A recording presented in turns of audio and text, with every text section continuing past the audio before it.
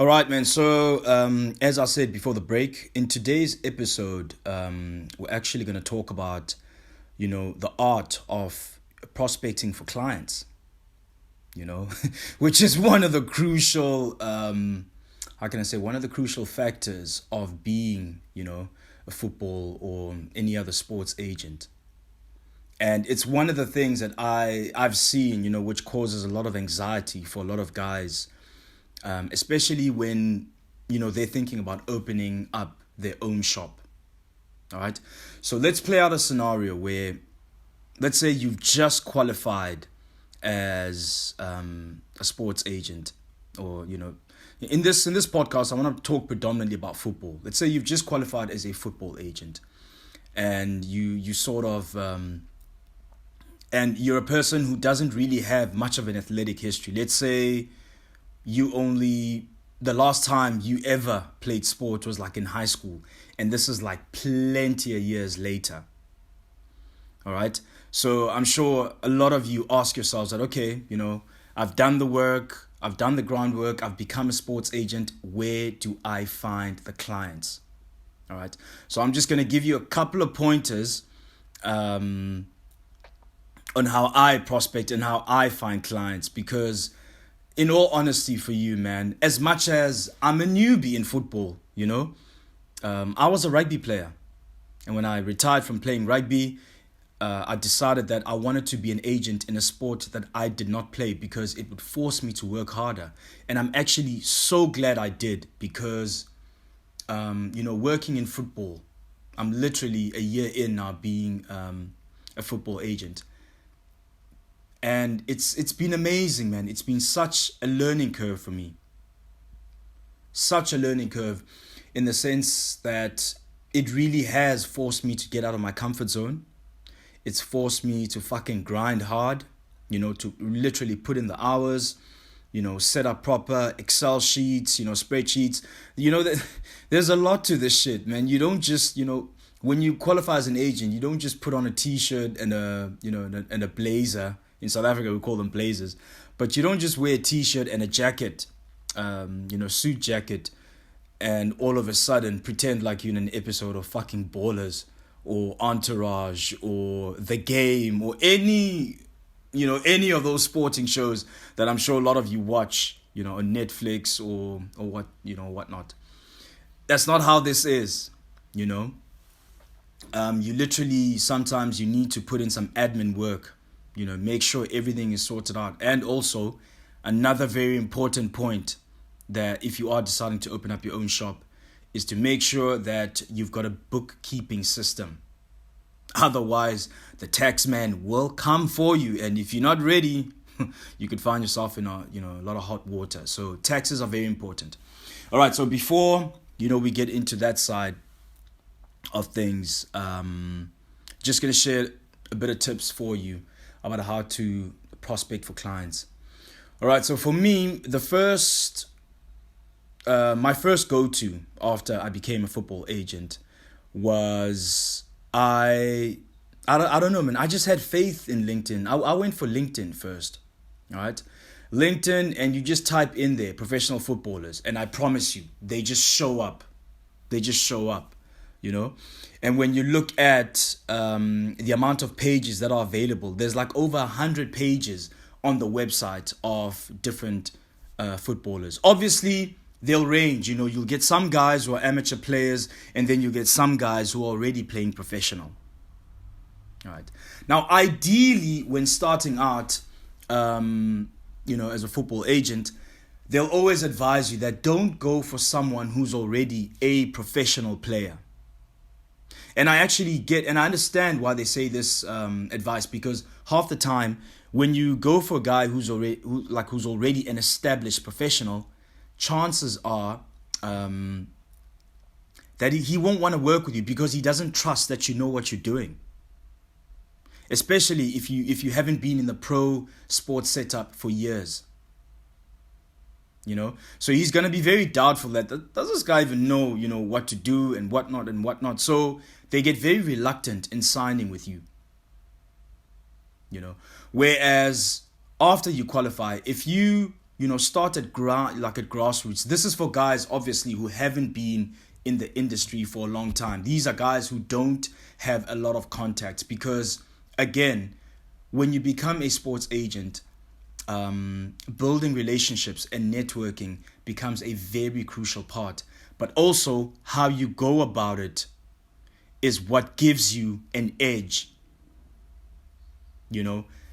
Coming from a different sport, but the mere fact that I was in, pro and semi-pro sports, in the whole setup and the whole culture, for me, prospecting, it honestly wasn't that tough. It honestly wasn't that tough. And because I understand the mentality of an athlete, I've been able to sign guys that are already established professionals, players or coaches, because I speak the same language and I talk that talk and I walk that walk, because to prove myself, I made sure that, every single football client that I prospected on LinkedIn, that I organized an online call, and I would have a meeting with them and basically lay out the plan to them. And if they like what they hear, boom, I've landed them. I signed with them. But not everyone is going to have my type of tenacity and my type of hustle, because, like I say, the edge that I had was the fact that I came from a sporting background. Ever since I left high school, man, I've been, in the sports sphere, sports arena type of thing, where I was pretty much living sport on a daily basis. Even though I was at university and studying towards my degree, I was still living that sports life. And what you realize is that invariably you start, as athletes from any sport, you start moving in the same sort of circles. So for guys who don't have a sporting background, I would recommend you start off with LinkedIn. Start off with LinkedIn and just conduct your search in that way. Just by typing in on the search tab that you're looking for professional football players, and then they're going to come up. Different football players are going to come up, and then you can just connect. And when you connect, don't just send like an invite. Send an invite and actually send it with because LinkedIn gives you like an option of whether you just want to send the invitation or send it with like a message note. I highly recommend you use the message note, because that pretty much states it states your intention of why you're inviting the person. Okay?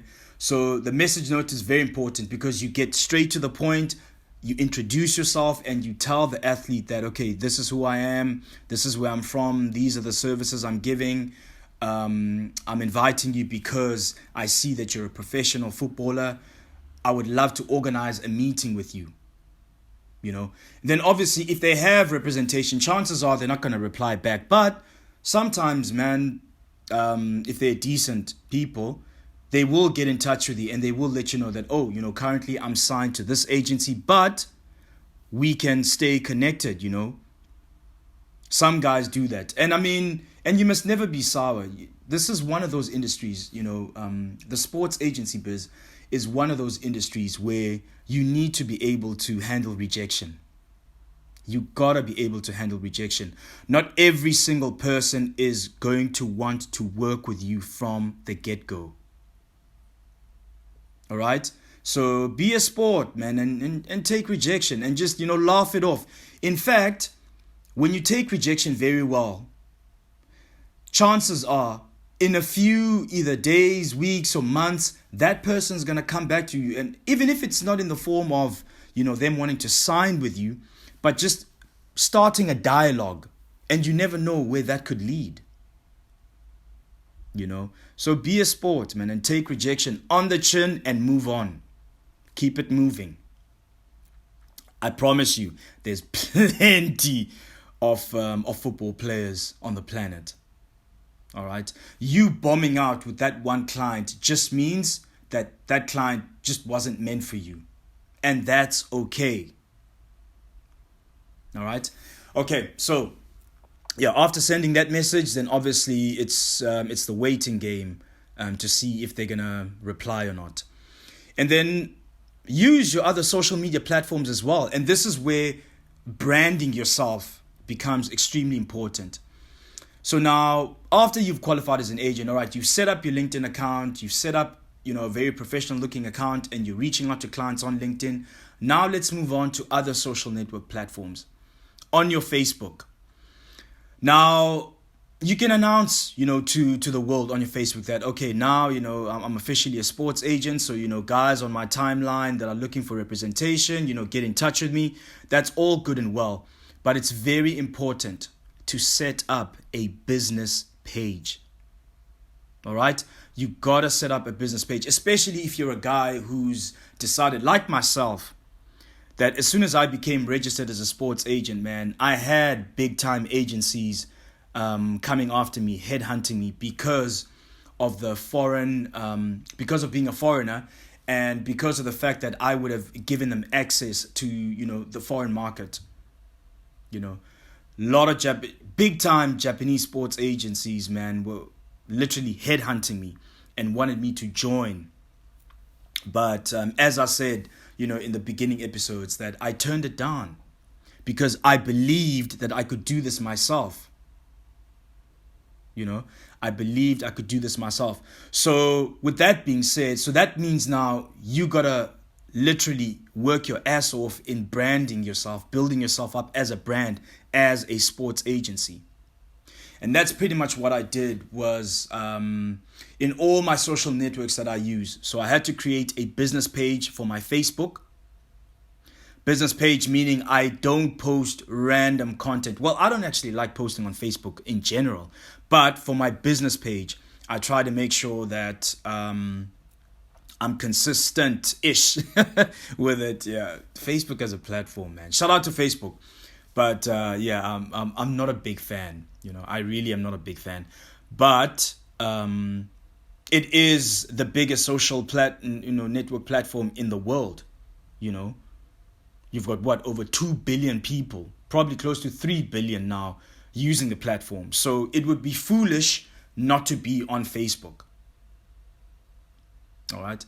Okay, and then so create the page, make sure you brand it well, create logos. If you're a person who doesn't have graphic design skills, work with someone who does. Again, where I was blessed in this regard is the fact that I have a marketing degree and I've also got a digital marketing qualification. So I was able to, create my own logos and, and stuff to make sure that I start branding myself properly as MAG, Bekela Agency Group. All right. And then same as Instagram as well. You got to create, even if you have your own Instagram account, you have to create a separate one for business. Because I promise you, the people that view your Instagram account, if you've got pictures of you turning up and partying and being lit, I swear you're going to chase people away.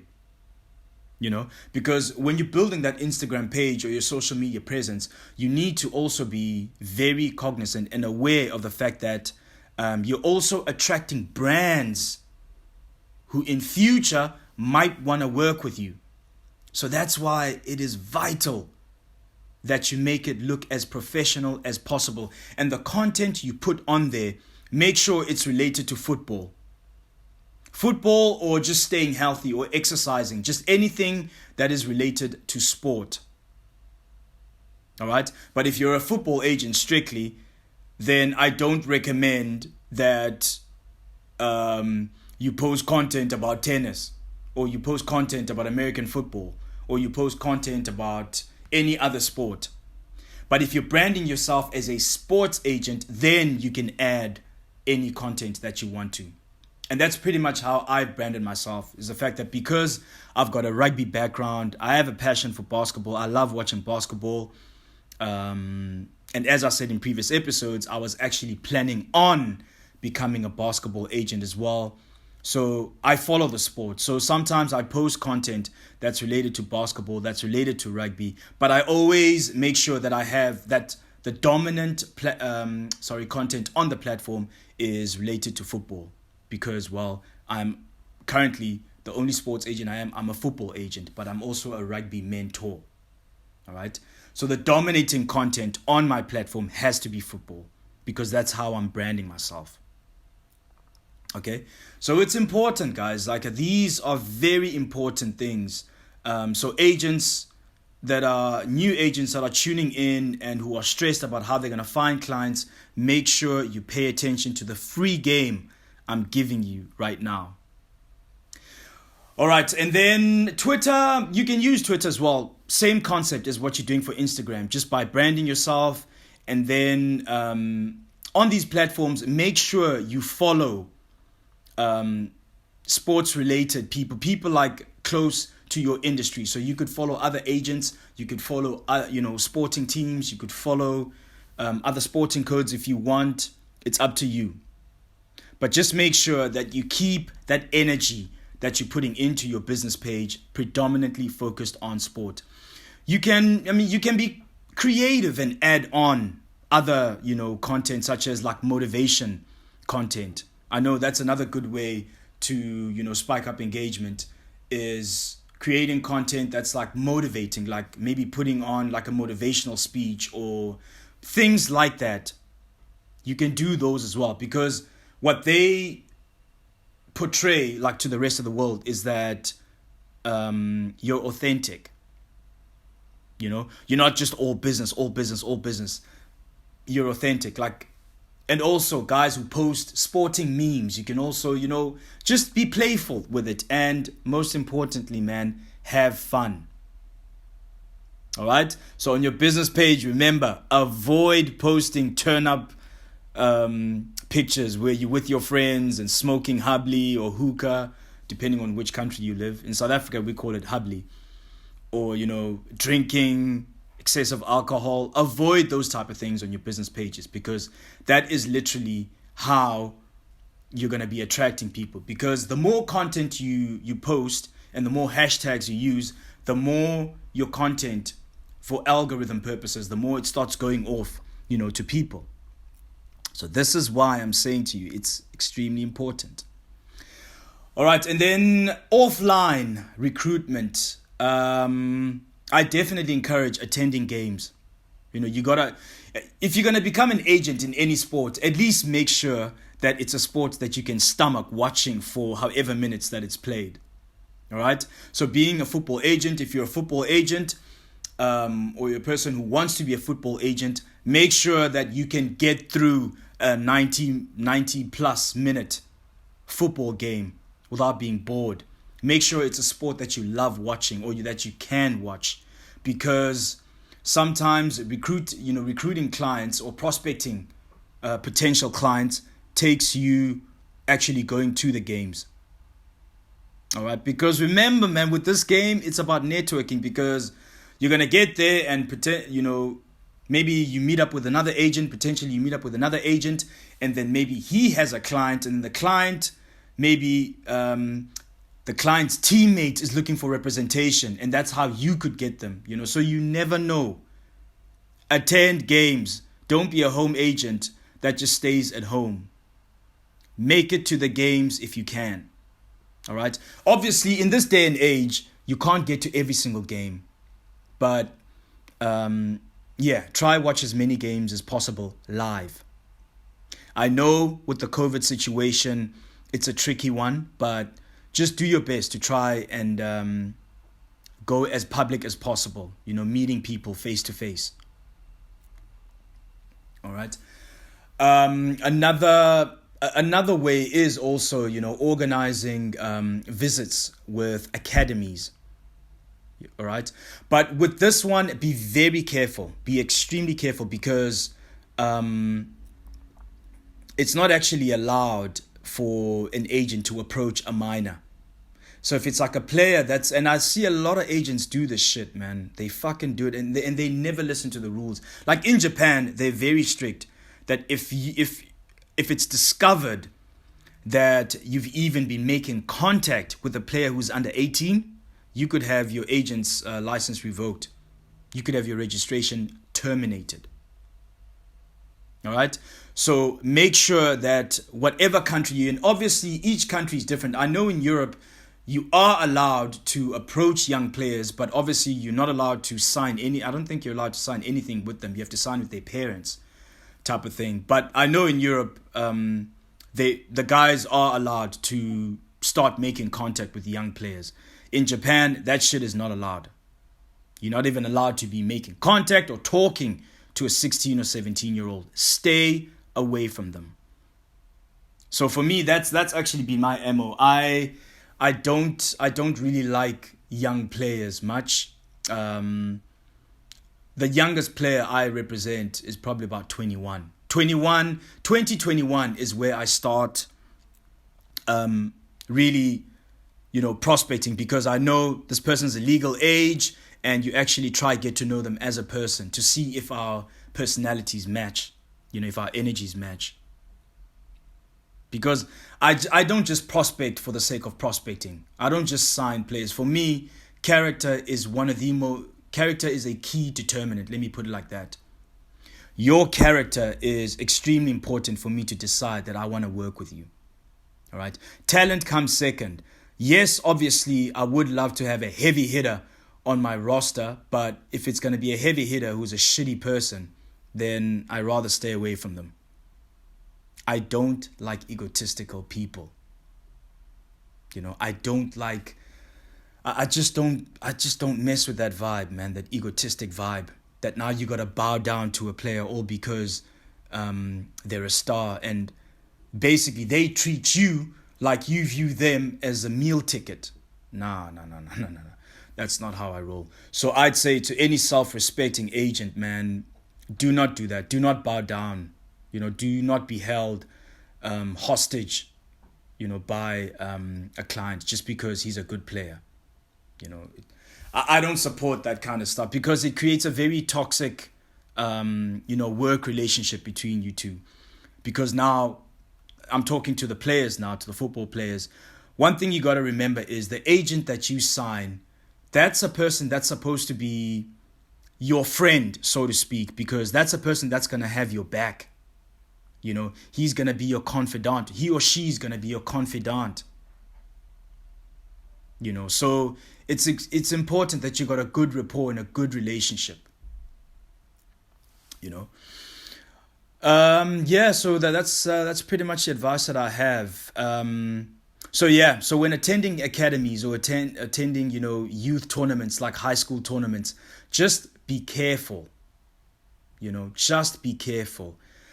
I still advise that you only make sure that you approach 18-year-old players and over, because that's that's a safer option. Stay away from the minors. You can obviously, if you can build a relationship with their parent, build a relationship with their parent first. And then if the parent likes you, once their son turns 18, they will recommend you to them. That's my advice. Hey, take it, leave it. That's up to you. I'm just, giving guys that want to come into the game and don't know how to get started. All right. And just, man. And after you land these clients, make sure you're there for them. Make sure you're there for them. Make sure that you bring positivity into their life, because the life of an athlete, the life of a football player can be very stressful. One day you're hot, and then, someday you could lose form, and that's when they need the agent, you got to be their life coach, man, their motivator, to tell them that, listen, it's going to be okay, get back up, type of thing. Also, be that agent that's encouraging the guys to look after themselves off the field. There's nothing wrong with partying, dating, and all that stuff, but they got to make sure that it doesn't affect their job,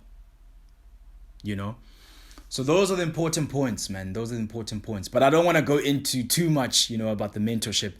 I just wanted to create this podcast as a way of giving guys game on how to prospect for clients and what's worked for me. But yeah, LinkedIn continues to be my number one portal where literally, man, every day I'm constantly getting, invites, and how that actually also happens is you got to make sure you create content when you have these social network platforms, guys. Don't just create a platform and write down one hell of a, profile bio, agent, da, da, da, da, da, da, da, da. Make sure you actually create content. And this is where search engine optimization becomes an important skill. That's where the one I mentioned in the online digital marketing course. So make sure that you're putting out content related to you being an agent and related to the sport that you're currently serving. So if you're a soccer agent, I would advise you to start blogging. If you're not good at blogging, that's okay. You can get freelancers to write blogs for you nowadays. All right. Yeah, I encourage it, man. It's extremely important because what that does is the more engaging content you create on your platform, the more you start showing up on people's timelines on LinkedIn. And obviously, if they click on your profile and they view what kind of agent you are, that's what sparks interest, and that's when they're going to invite you. All right.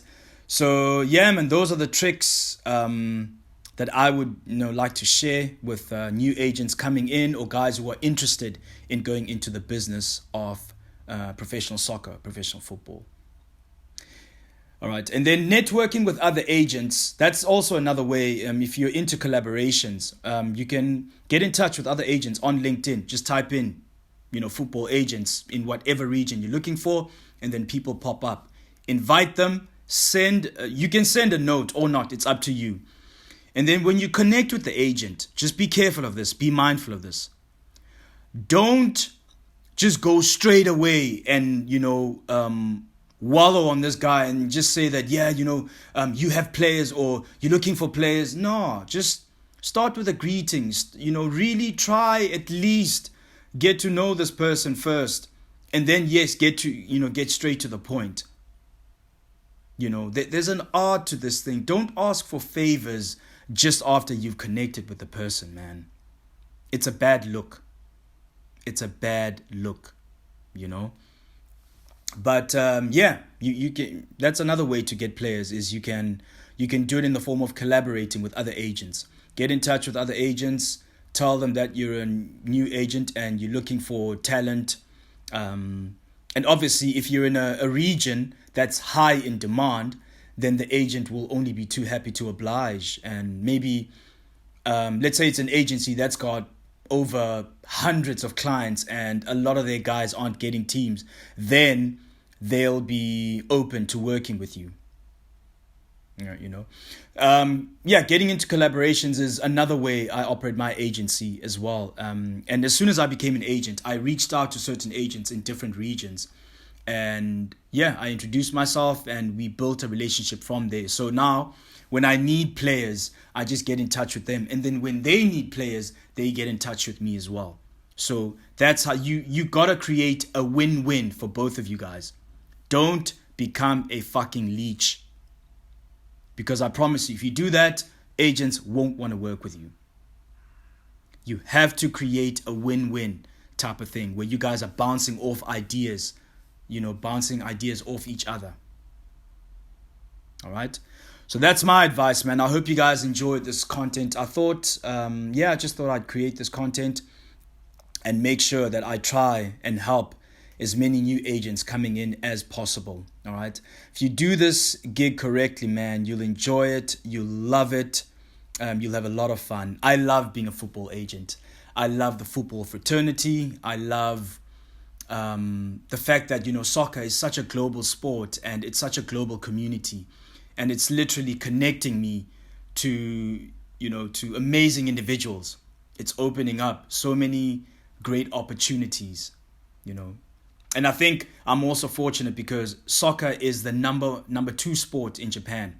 So it's very popular, And Japan is the highest level of football in Asia. So I just feel like I'm in the perfect location.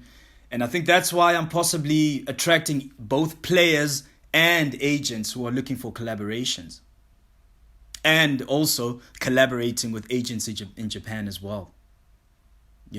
It's been an amazing ride so far, man. I'm loving it. And And yeah, I'm definitely not a flash. I'm definitely not looking to be a flash in the pan. I'm definitely not looking to be, a fly by night. I love this gig, and I'm definitely looking at it for the long haul. I'm in it for the long haul. All right. And because of it, I was able to land my second gig as an agent, which is being a real estate agent. So becoming a football agent helped me, through networking, become a real estate agent. And shout out to Remax Japan, man. That's the company that I've partnered with. So if you're a foreigner, an expat in Japan, and you're looking for a real estate agent, get at me.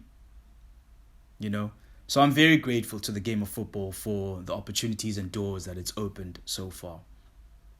So yeah. So I just thought I'd express that gratitude, and yeah, man, and good luck to all the incoming agents.